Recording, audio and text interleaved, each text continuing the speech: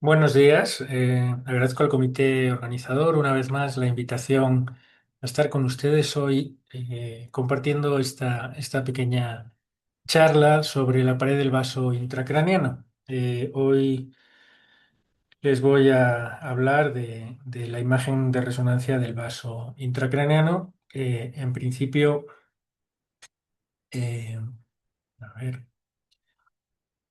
este va a ser el esquema de la plática. Les vamos a hablar un poquito de la anatomía de la pared arterial, de técnicas de resonancia para análisis de pared, en qué consiste el estudio, una lista de las posibles trampas o pitfalls y ejemplos, eh, algo de patología y unas pequeñas conclusiones.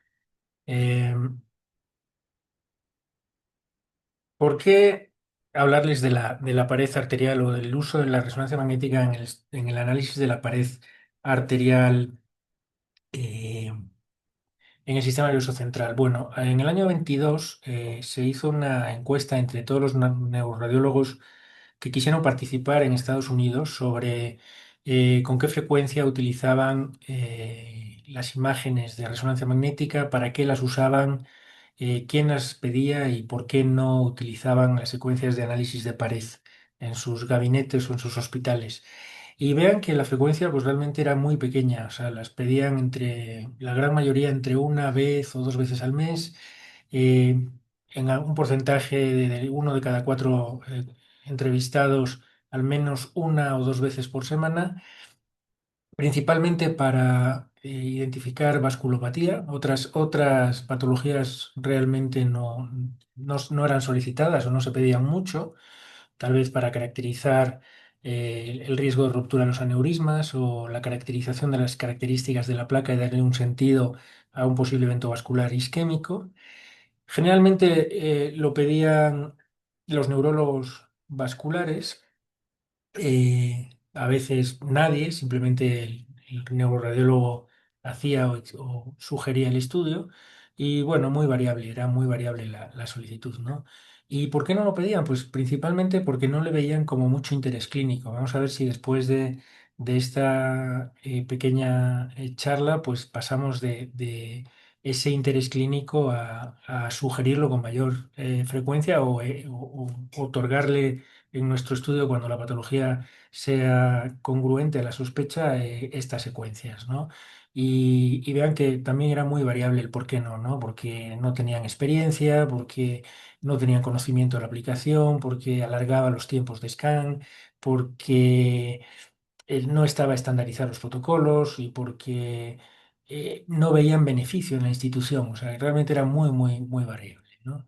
Eh, ya que vamos a hablar de la pared vascular y del análisis de la pared, pues bueno, recordar que la pared vascular es un poquito diferente en sistema nervioso central. No estamos hablando de la barrera hematocefálica, sino de la pared arterial en el espacio subaracnoideo a la pared externa, ¿no?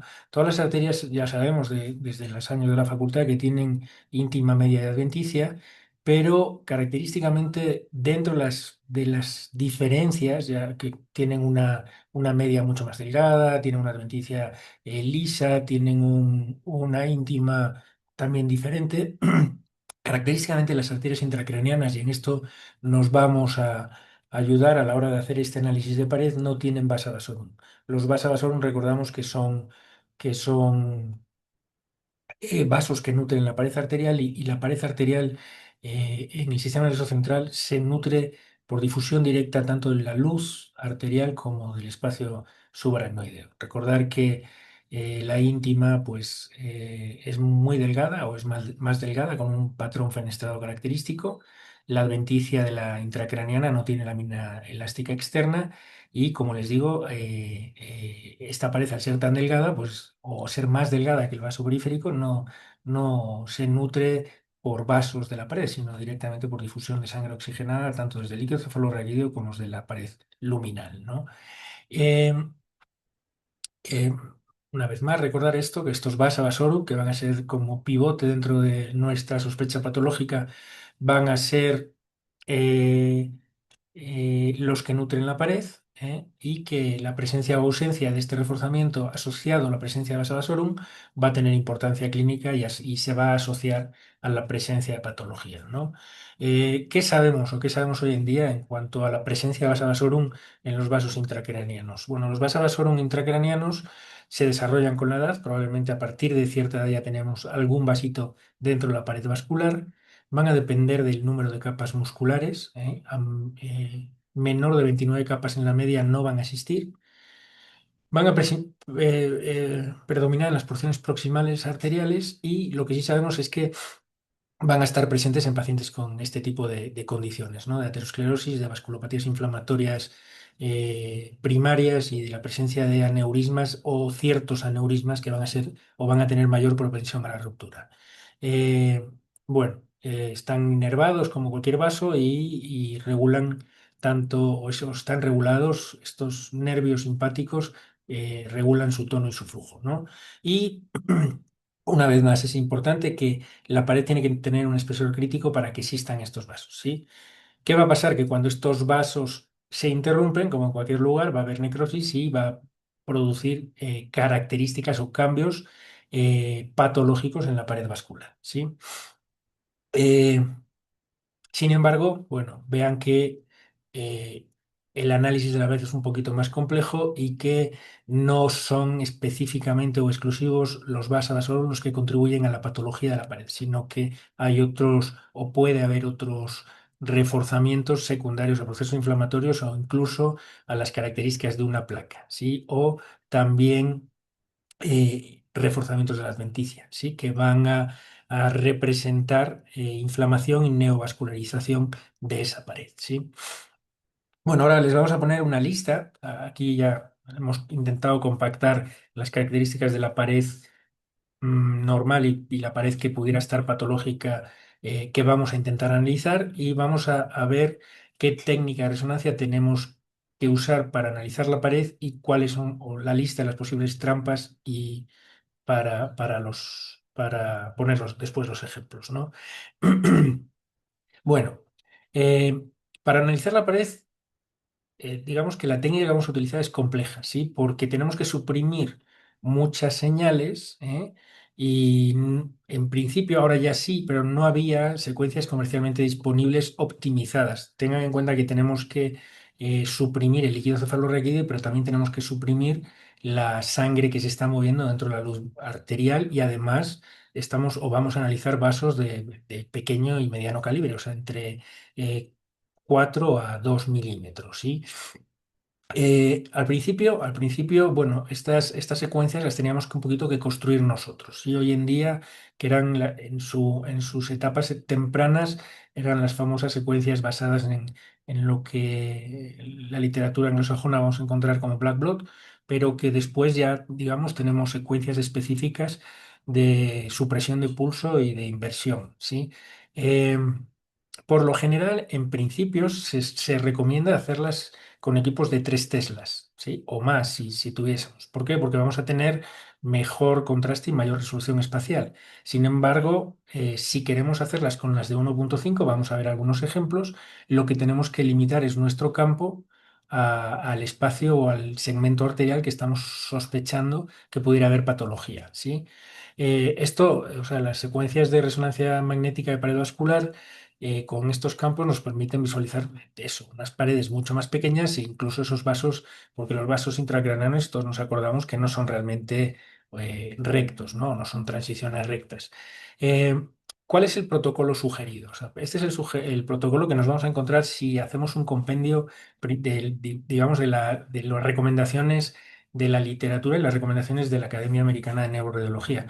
Y nos sugieren estas, ¿no? Nos sugieren un 3 de TOF, que puede ser fino. Si tenemos un equipo de alto campo, lo podemos adquirir hasta de 0.3, con una orientación axial, que nos va a justificar, o la justificación sería eso, servir para explorar, en principio, la orientación a la que vamos a dar a nuestras secuencias de análisis de pared. Esto es análisis de pared en 3D de resonancia magnética, ¿sí? Em, Nos recomiendan un axial de difusión, que es una secuencia también rápida, para distinguir entre vasculopatía inflamatoria pequeño vaso de los infartos subagudos que nos pueden dar reforzamiento de la pared vascular, ¿eh? En el estadio subagudo. Podemos ver ese tipo de imagen. Entonces, digamos que la difusión nos va a permitir meter en un infarto a aquellos que no, ¿no? Digamos que la principal es esta, la secuencia de análisis de pared precontraste que se sugiere que se haga en coronal.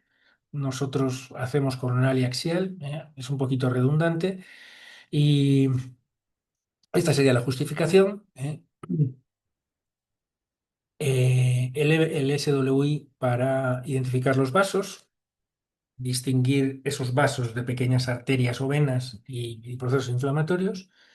Después le vamos a hacer una angiografía con resonancia magnética para confirmar la presencia de la permeabilidad del vaso, posibles trombosis, que pueden ser también artificios.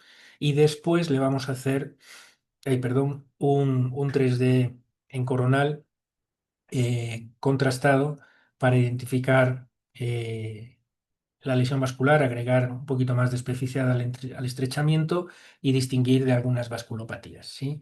Y el 2-DIR que nos confirma la permeabilidad del vaso. Digamos que estas 7 secuencias, podríamos incluso suprimir esta última, pero estas 6 secuencias serían, digamos, el paquete de análisis de la pared vascular en una sospecha de un paciente neurológico.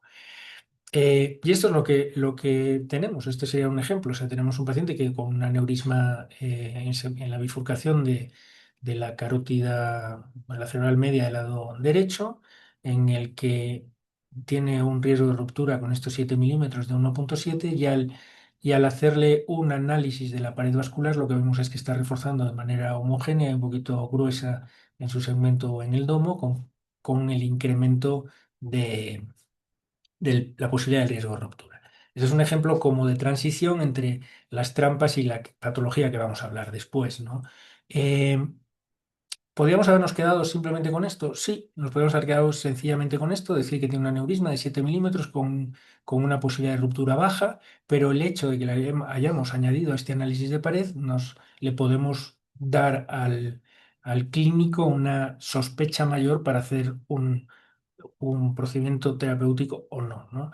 ¿Cuáles son las trampas o cuáles son los pitfalls? Va a salir una lista muy larga de posibles trampas, ¿no?, que nos podemos encontrar. Y vean que no suprimimos bien y que podemos ver dentro de la luz un trombo, que esta supresión incompleta del flujo pueda a veces nos da un engrosamiento circunferencial sospechoso, que haya un cruce vascular que imiten, o sea, si se cruza una arteria con una vena y la vena nos da un supuesto reforzamiento a la pared, que haya una recanalización del trombo que va a imitar una vasculitis, que haya un reforzamiento perivascular con microhemorragia que imite una vez más un proceso inflamatorio, que haya un infarto subagudo, ya lo habíamos visto, con una difusión se corrige, con un plexo venoso que puede ahí una vez más imitar vasculopatía o una lesión nodular en el foramen, en la carótida, que vamos a ver que puede similar una placa y no es placa, ¿no? ¿Cómo se corrige o cómo resolvemos este tipo de conflictos? Pues el trombo con el contraste, por eso tenemos que hacer contraste, ahí vamos a ver si está permeable o no, si hay engrosamiento circunferencial con contraste, vamos a ver la permeabilidad, eh, se tiene que adquirir en volumen, entonces el hecho de que veamos un flujo incompleto, pues lo procesamos en el MP en 3D y vemos si tenemos ese vaso bien suprimido o no suprimido, múltiples imágenes oblicuas, etcétera, ¿no? Aquí tienen, digamos, la posible solución y el posible error. Un poquito, alguna más, reforzamiento venoso y buscar con el 3D o buscar con las adquisiciones 2D a lo largo del vaso si existe o no existe trombo y si existe o no existe, digamos, estenosis. Aquí unos ejemplos, ¿no? Es el ejemplo de un posible trombo y lo que hacemos es, una vez más, corregir el segmento en multiplanar y ver que efectivamente lo que tenemos es un un rizo con una permeabilidad arterial y sin patología, ¿no? Eh, como les decía, a nivel de engrosamiento o supuesto engrosamiento circunferencial en la pared donde todavía no, la arteria no ha perdido parte de la media, vemos este reforzamiento circunferencial y cuando le ponemos el contraste o hacemos multiplanar con difusión, vemos que la pared del vaso está íntegra y la luz está permeable. Eh, Como decíamos, a veces tenemos que modificar los ejes para ver que un posible o una posible inflamación, cuando la vemos en diferentes planos y con diferentes ejes y con diferentes factores, está totalmente permeable y sin patología, ¿no? Una vez más, el trombo o el posible trombo que imita vasculitis, cuando eh, lo vemos en un paciente con una sospecha que nos estábamos fijando en una posible disección o una posible placa a nivel de la trombosis, perdón, de la arteria basilar, vemos que el- la condición patológica no está en este segmento arterial sospechado, sino que y está en la cerebral posterior que está con su placa, ¿no? Eh, como les había dicho, también las microhemorragias con sus reforzamientos concéntricos pueden imitar un vaso con un reforzamiento inflamatorio en la pared y cuando la hacemos o cuando la valoramos en el SWI o en las secuencias basadas en susceptibilidad, nos damos cuenta que lo que tenemos aquí no es nada más que una microhemorragia que tiene un proceso inflamatorio alrededor de esa microhemorragia y no es un vaso o un vacío de flujo asociado a un vaso que tenga un reforzamiento concéntrico de la pared. Eh, Habíamos hablado de las posibles lesiones vasculares en infartos subagudos, le hacemos la difusión y vemos que tenemos una lesión isquémica con restricción a la difusión y que esto que estamos viendo aquí es reforzamiento secundario al estadio subagudo. Eh, Recordar que en el foramen magnum, e incluso en la unión de las dos arterias vertebrales para formar la arteria distal basilar, imitan o pueden imitar esta imagen de placa aterosclerótica, que no es nada más que la pulsación, y cuando lo vemos en el eje corto o en el eje largo, vemos que la arteria está permeable y que esto no es una condición patológica. Em, a veces tenemos resoluciones espaciales anormales o irregulares o defectuosas por, por el equipo y estas imágenes sospechosas de placa no son nada más que estructuras vasculares que están muy cercanas, venosas. Acuérdense que la arteria y la vena siempre van de amigas y en este caso lo que estamos viendo aquí como un reforzamiento es una vena que dentro de una o asociada a una pared vascular arterial que no está patológica, ¿no? Las imágenes 2D nos permiten esto, ver que tenemos en el eje corto una estructura vascular. Vamos a hablar un poquito de patología para que os hayamos identificado las posibles correcciones de los posibles pitfalls que podemos encontrar en este tipo de análisis de la pared y vamos a hablar un poquito de patología. Y principalmente, digamos que dentro de la literatura nos vamos a encontrar eh, gente que ha trabajado en este tipo de condiciones, ¿no? Aterosclerosis intracraneana, en vasculopatías o procesos inflamatorios de la pared vascular, algo, sobre todo los estudios o los equipos asiáticos en enfermedad oclusiva, en moya moya, algo, o al menos nosotros hemos encontrado utilidad en la disección arterial. Está muy de moda utilizar el análisis de la pared en la presencia o en el riesgo, su presencia en el riesgo de la posible ruptura de los aneurismas intracraneanos.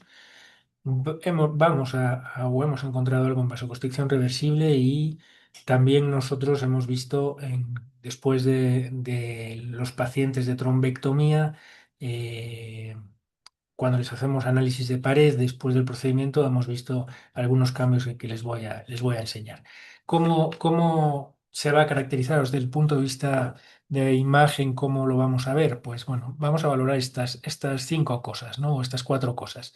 La estenosis, el engrosamiento de la pared, la localización, dónde va a estar y si va a haber o no reforzamiento. La estenosis en la enfermedad aterosclerótica intracraneal puede estar presente o no. De hecho, hace poco salió una editorial sobre si algunas placas calcificadas en el segmento intracavernoso las debemos llamar enfermedad aterosclerótica, pero bueno, no escapa un poquito de la plática de ahora.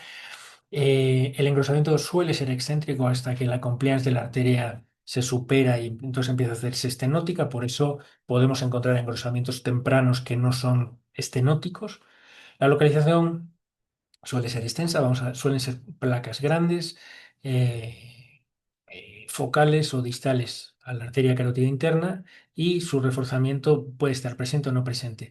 La presencia del reforzamiento presente nos habla de una placa inflamada o una placa inestable y que a veces se asocia a un evento vascular. Sí, esto es importante desde el punto de vista de la temporalidad o de la causalidad clínica, ¿no? La temporalidad no es causalidad como tal, pero sí vemos que cuando está presente este reforzamiento se suele asociar al evento vascular isquémico, ¿sí? Y nos sirve para esto, para caracterizar esa placa. O sea, el hecho de que identifiquemos la presencia de reforzamiento y veamos la placa y que la placa está reforzada, la vamos a poner digamos, esa actividad inflamada o no inflamada. La estenosis en la vasculitis suele estar presente, suele ser concéntrica, implica toda la pared, suelen ser lesiones longitudinales y el reforzamiento, una vez más, como suele estar asociado a un proceso inflamatorio agudo, suele estar presente. ¿Para qué sirve? Para considerar la terapia más agresiva, ya sea esteroidea o incluso inmunosupresora, e incluso guiar la biopsia si es que el cirujano quiere hacer una biopsia para confirmar la presencia del proceso inflamatorio.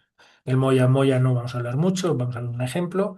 En la disección arterial casi siempre está presente el estenosis. El engrosamiento va a ser excéntrico, a diferencia de la vasculopatía inflamatoria y el reforzamiento suele estar presente. ¿Para qué nos sirve? Para detectar el flap, meter la sala de angiografía y resolver o no resolver el proceso. En aneurisma es más sencillo. En aneurisma vamos a darle positividad o no positividad. Hay algunos estudios sobre irregularidad de la positividad o la no irregularidad de la positividad. Todavía no está muy definido, pero lo que sí sabemos es que cuando está presente el reforzamiento, la posibilidad de ruptura es más elevada o se sugiere que es más elevada. Suele presentarse en aneurismas más grandes. La vasoconstricción reversible, la estenosis va a estar presente casi siempre, por eso es vasoconstricción, va a ser concéntrica como la vasculopatía, pero característicamente tenemos eh, podemos tener un arrosamiento y a menudo no va a estar presente el reforzamiento, a diferencia de la vasculopatía inflamatoria. Y cuando le hacemos el seguimiento, todo esto ha desaparecido, ¿no? Y cuando le hacemos un análisis de pared en el proceso iatrogénico, o sea, cuando nosotros hacemos una extracción del trombo, eh, va a depender la presencia o no presencia del reforzamiento de si utilizamos un stent retriever o una sola aspiración. Todavía no hay mucha literatura al respecto. Lo que sí nos puede permitir la presencia del proceso inflamado es un tratamiento preventivo de un segundo evento mucho más agresivo. La localización suele estar en el lugar donde hicimos la trombectomía y normalmente no hay un engrosamiento en la pared o si hay un engrosamiento pues suele ser excéntrico o concéntrico. Vamos a poner algunos ejemplos, ¿eh? En vez de tanta letra, pues aquí tenemos un paciente masculino de 57 años con hipertensión arterial sistémica no controlada, que llega con una hemiplegia y una disartria recurrente. Él venía al hospital de manera recurrente y le hacemos el análisis de la resonancia y vemos esta lesión aquí en un territorio profundo, medio limítrofe. Al hacer el 3 de TOF vemos esta estenosis y le pasamos al análisis de pared y vean una placa larga que cuando se le pone contraste refuerza. ¿Sí? Eh, Resumiendo la diapositiva previa, la estenosis estaba presente, era excéntrica, reforzaba porque estaba inflamada, era la causa de estas lesiones en ese territorio y con esto podemos caracterizar esta placa y proponer un tratamiento más agresivo, no solo antiagregante de esta lesión. Otro ejemplo de aterosclerosis intracraniana, una lesión excéntrica en la arteria basilar. Vean la arteria basilar en un eje que se intenta hacer largo con la reconstrucción multiplanar y el reforzamiento con un poquito de hiperintensidad, la placa hiperintensa en la fase simple y se le pone contraste con una placa extensa. A este paciente aquí tenemos el 3D TOF con la estenosis, le hacemos la angiografía, se le hizo una angioplastía y está la placa que estaba reforzada e inflamada. Una vez más, estaba presente la estenosis era excéntrica, la localización extensa, reforzamiento presente y con esto caracterizamos una placa que estaba dando sintomatología y se hizo el tratamiento. Vasculopatías, acuérdense, en un paciente lúpico del hospital. No es lo más frecuente, pero una estenosis o un reforzamiento concéntrico con una estenosis en el segmento M1 bifocal o de dos focalizaciones pre y post tratamiento, ¿sí? Una vez más, esto nos permite darle un tratamiento antiinflamatorio agresivo para que sin hacerle otro tipo de angioplastía, otro tipo de procedimiento más agresivo, la estenosis concéntrica se resuelva. Recordar casi siempre presente, concéntrica, larga, longitudinal, con un reforzamiento si está en la fase activa casi siempre presente. La vasculopatía, otro ejemplo de vasculopatía, en este caso una vasculopatía secundaria y en este caso una vasculopatía secundaria a un proceso inflamatorio parasitario, bueno, antes más incidente en el país, ahora cada vez lo vemos menos. eh, en un equipo de 1.5. O sea, una vez más, nosotros sospechábamos, porque este paciente estaba teniendo sintomatología izquierda, que la posible área de proceso inflamatorio estaba en el segmento M1, donde tenía estos granulomas, y lo que hicimos fue enfocar una vez más nuestro estudio a esta región y vean cómo el vaso tiene un reforzamiento concéntrico, tiene una estenosis y tiene un proceso inflamatorio asociado a este granuloma secundario a una enfermedad parasitaria cisticercosa. Eh, Moya moya, bueno, no vamos a hablar mucho porque aquí la incidencia no es muy elevada, pero sabemos que por encima del segmento carotidio ocluido podemos tener reforzamientos concéntricos y una vez más nos sirve para proponer tratamientos agresivos. Vean que la estenosis puede o no estar presente, por definición está presente en el segmento supraclinoideo. Puede haber un engrosamiento concéntrico o no, en este caso lo había concéntrico, y el reforzamiento, dependiendo del proceso en el que lo encontremos, puede estar presente o ausente. Disección, este es un caso también del hospital, de un residente que tuvo un evento isquémico en el brazo posterior de la cápsula blanca del lado derecho. Eh, en principio no se le encontraba, o aparentemente los neurólogos no le atribuían una causa, o tenía consumo de sustancias tóxicas y entonces pues había una sospecha de una posible vasculopatía, un problema a nivel cardíaco. La duda diagnóstica era elevada, no encontrábamos la etiología y le hicimos una resonancia. En la resonancia sí se le ve un vaso adelgazado, pero con una pared más o menos regular.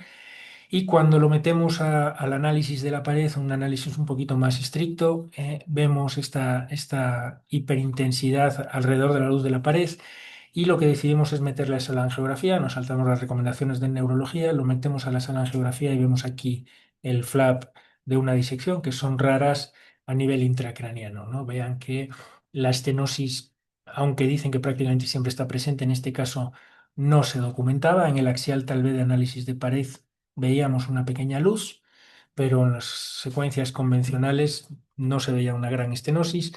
El engrosamiento suele ser excéntrico, vean, el reforzamiento excéntrico, el reforzamiento casi siempre presente, distal a la arteria carótida y detectamos o intentamos detectar el flap y cuando sospechamos la posible disección, pues aquí está geográficamente detectado el flap.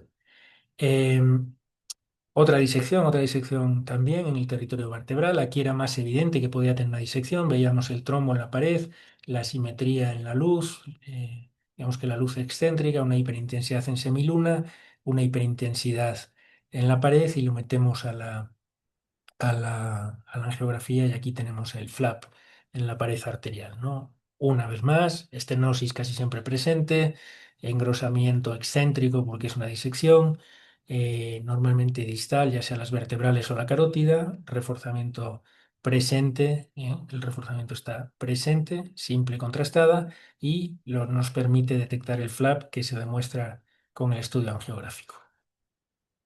Para los aneurismas es realmente también algo bastante interesante. O sea, normalmente les analizábamos con la morfología, les analizábamos con el tamaño, si era mayor, la localización. El FACES nos da un riesgo de ruptura en el que no se incluye el posible reforzamiento de la pared, pero lo que sabemos con el reforzamiento de la pared al hacer el análisis de vaso en este tipo de condición, sabemos que en los aneurismas pequeños no se encuentra, que aparecen en la adventicia cuando los aneurismas superan tamaños de 4 milímetros y que siempre van a aparecer cuando el diámetro es gigante, ¿no? Vean, un aneurisma regular como no tiene reforzamiento, y a medida que van creciendo y se van haciendo irregulares, el reforzamiento de la pared es más evidente. Estos reforzamientos irregulares, estos reforzamientos gruesos, estos reforzamientos asociados a aneurismas tan irregulares predicen la posibilidad de una ruptura eh,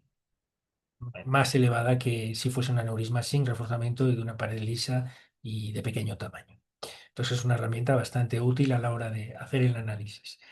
La vasoconstricción reversible, bueno, son pacientes que requieren una sospecha clínica alta, la extensión o la localización suele ser distal y una estenosis o una excéntrica longitudinal cuando vean que refuerzan de manera longitudinal, y cuando le hacemos el seguimiento, esta estenosis se ha corregido y estaba pues resuelta, ¿no? Eh, La vasoconstricción reversible, otro ejemplo, vean el arrosamiento, después de sospecharla, lo pasamos a la sala de angiografía y vean cómo refuerza los vasos que, aunque a menudo no están presentes, pueden reforzar y se puede demostrar con un estudio de análisis de la pared. En los de 1.5 recuerdo que normalmente lo que tenemos que hacer es, ante la sospecha, enfocar nuestro campo de vista a este segmento que sospechamos. Aquí ya porque teníamos la angiografía previa, ¿no? Pero cuando esté sospecha angiográfica de si es una vasoconstricción reversible u otra condición vasculopática inflamatoria, lo que hacemos es pasarlo al equipo de 1.5 en caso de que no tengamos 3 y enfocarnos en este segmento. Eh, Esto es algo que estamos haciendo nosotros, es un ejemplo de el típico paciente que nos llega con un código ictus activado, una área oligoémica extensa, con una estenosis en el segmento M2 ya de la arteria cerebral media del lado izquierdo. Metemos nuestros dispositivos y extraemos el trombo. Salimos, digamos, satisfechos de este resultado angiográfico, pero lo que estamos haciendo es pasarlos a la máquina de resonancia para ver qué está pasando en la pared. Y lo que vemos es esto, que la pared del vaso, o sea, realmente está resuelta la luz, no hay trombo, pero cuando le ponemos contraste está inflamada. Lo he hablado con algunos compañeros y me dicen que puede ser lo mismo por el retractor, si es que el retractor ha lesionado el endotelio, o el retractor o el aspirador ha dañado un poquito la pared y la pared está inflamada, o la presencia del trombo en este segmento durante el tiempo que ha estado aquí impactado ha condicionado este reforzamiento que podemos ver con el análisis de la pared del vaso. Este reforzamiento, ya sea endotelial o de la adventicia o de la media, ¿qué nos dice una vez más o qué consideraciones tomamos nosotros en cuanto vemos esto?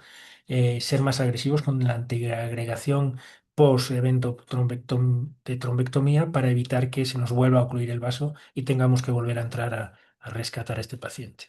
En cuanto a las recomendaciones, pues sí, acordarse, la estenosis puede estar o no presente, aquí está el trombo y la estenosis no existe, vean que no hay estenosis. El engrosamiento suele ser concéntrico porque el dispositivo suele ser concéntrico, o el trombo ha estado aquí impactado según quisiéramos darle una causa etiológica en este segmento. La localización siempre la vamos a buscar en el lugar donde hicimos la trombectomía, y el reforzamiento suele estar presente en el evento, ¿no? Bueno, ya lo habíamos visto, ese es otro parecido.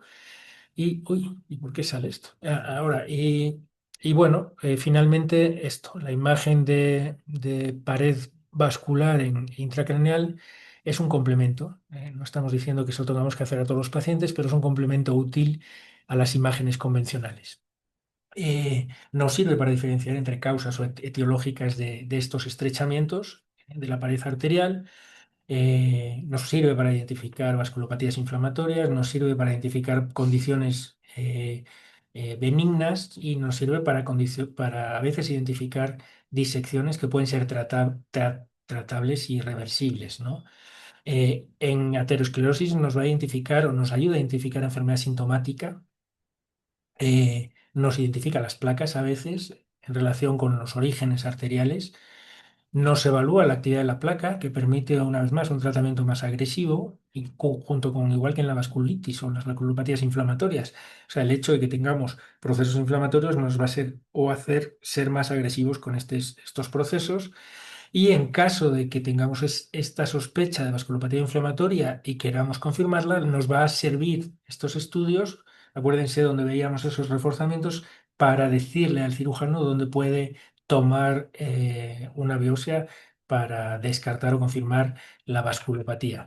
Y en aneurismas, pues la verdad que es una herramienta muy útil para determinar primero si se ha roto en los pacientes con hemorragia subaracnoidea. Recuerden que hay pacientes que tienen o pueden llegar a tener uno o dos aneurismas y a veces no sabemos a ciencia cierta qué aneurisma ha sido el que ha condicionado la ruptura y el cirujano precisa saber cuál en principio es el que requiere tratamiento para evitar la ruptura o el riesgo de la posibilidad de mayor de ruptura a futuro en un paciente que tenga un aneurisma incidental o un aneurisma incidental sintomático, ¿no? Los sintomáticos incidentales suelen también estar asociados a reforzamientos de su pared. Esto, esto es todo. Espero que les haya gustado. Muchas gracias por su atención y otra vez más agradecer al comité organizador la invitación para un año más estar con ustedes. Gracias.